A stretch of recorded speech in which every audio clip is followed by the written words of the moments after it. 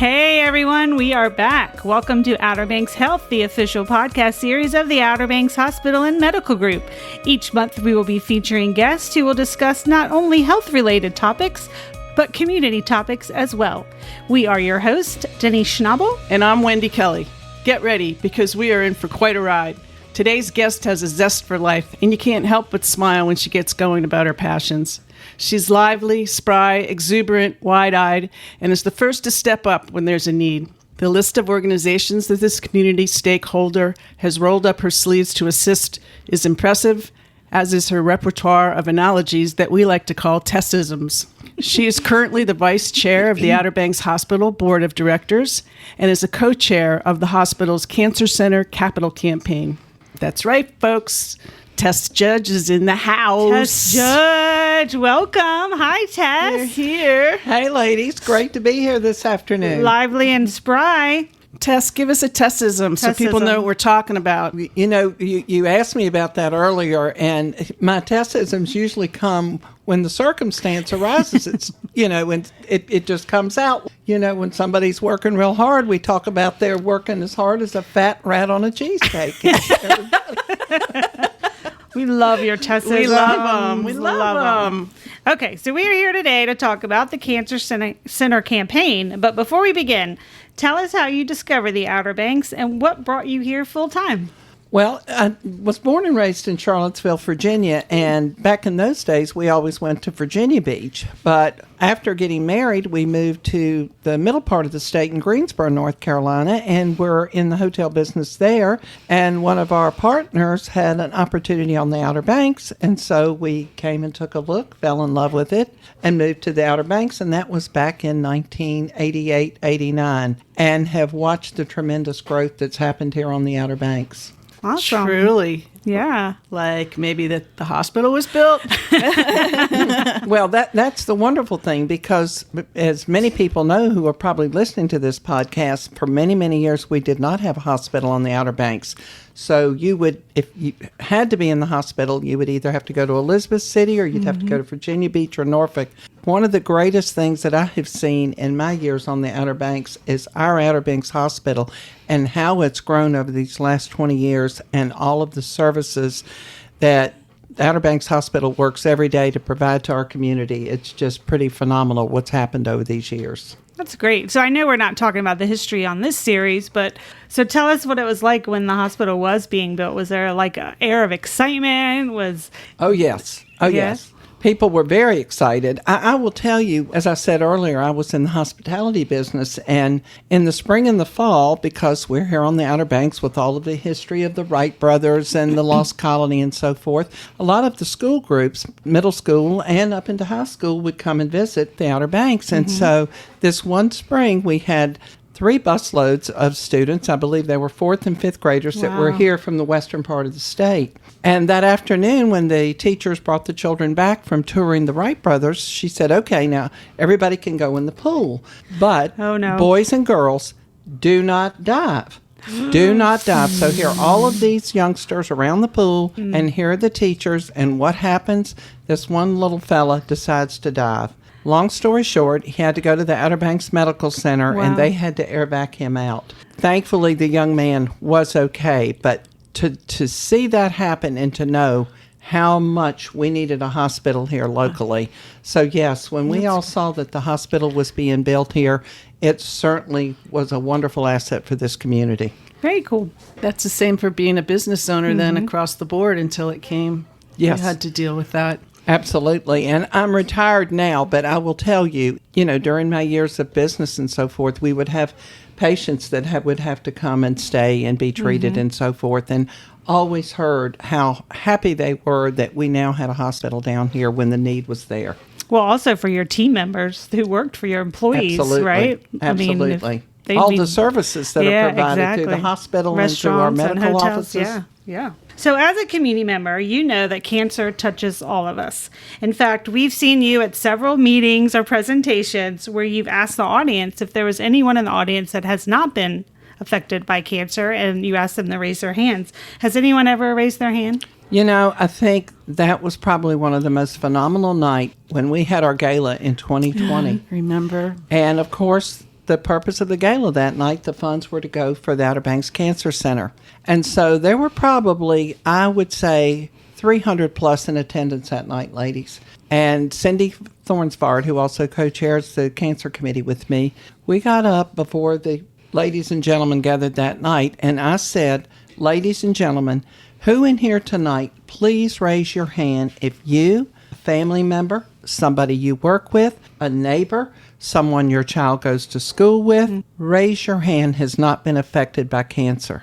And I will tell you all that everybody in the room, no one raised their hand, and there was a feeling of, I mean, it was really a moment when people really realized. And, I think in trying to raise funds for the Cancer Center, that is what really, I think, pushes us every day, yeah. knowing how the need is there.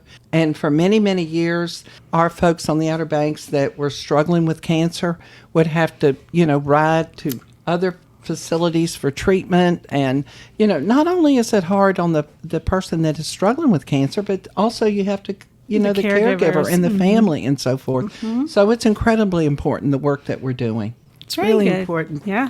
How has it touched you, Tess? Well, as I sit here today, I share with everyone that I have a daughter-in-law who has been struggling for many, many years, and as a matter of fact is on a new course of treatment today. She does not live here locally, but having watched her and been with her and watched her, matter of fact, she has been so strong in this, I call her my steel magnolia. But when I see that, and I know the care that she's getting in the area that she lives in and how important it has been to my daughter-in-law, to my son, and to my 2 grandchildren. Yes, I want that for people that are here. I want to make sure that everyone, and we at this hospital, want to make sure that everyone has the best and the most compassionate care that they can have right here and not have to leave. That's right. And so that's talking about the importance of the Cancer Center, but one of the key elements is having it so that folks don't have to go back and forth across the bypass, right? Yes. And for the years that we've been having cancer services on the Outer Banks, our hospital staff has been amazing and wonderful in the care that they've given people. We hear that all the time, and we're so grateful for that. But think about this, ladies. When you are sick and you're struggling with cancer, and again, I think of my daughter-in-law. Okay, so you come in and you have to go to one area of the hospital for your infusion. Then you have to go to another area of the hospital to visit with your oncologist. And then you have to walk across or drive across the street, if you will, if you're having radiation therapy. Right.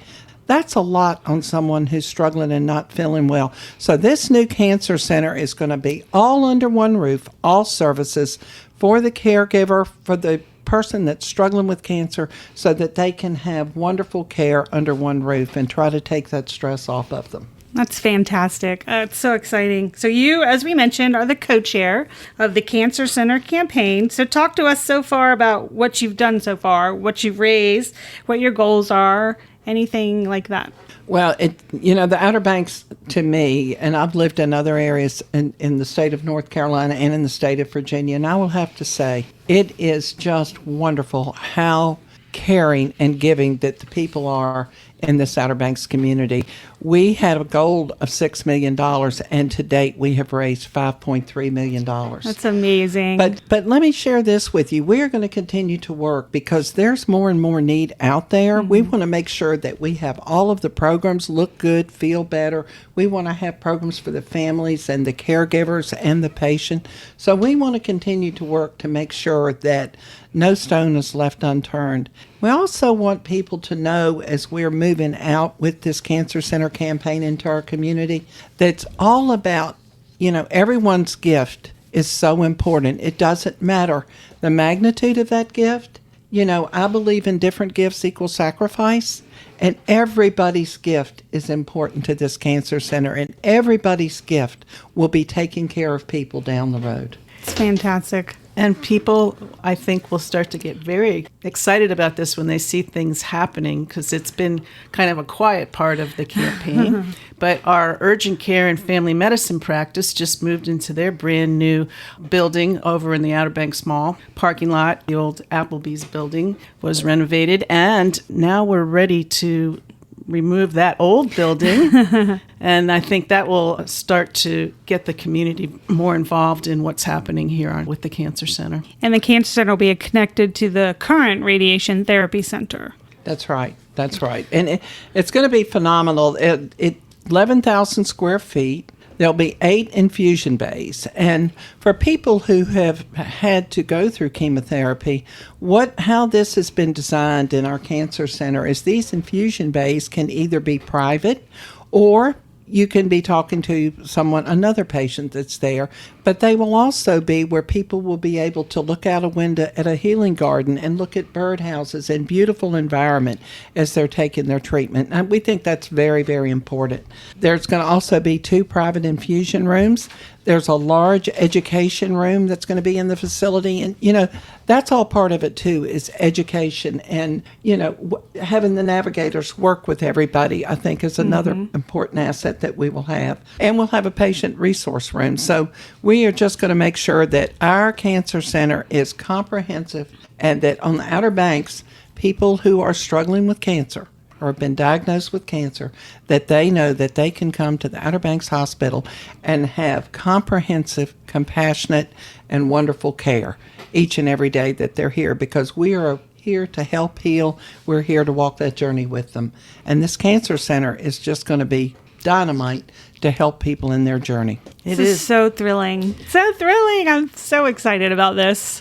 And all the team members are. Yeah. When a lot of things happen during the day with cancer patients, and if the team members are all together in one building, even just walking down the hallway, they'll be able to stop, maybe compare notes, look at the care plan. It's a constant conversation, and then that really helps with the continuum of care for each and every patient. So I know the team members are thrilled. So our patients can always know that they're getting the most comprehensive care that they can and they deserve. Yes. And that's what we're about, is making sure that everyone gets the best possible care that they can at the Outer Banks Hospital. So they're groundbreaking. Have they set the date for the groundbreaking?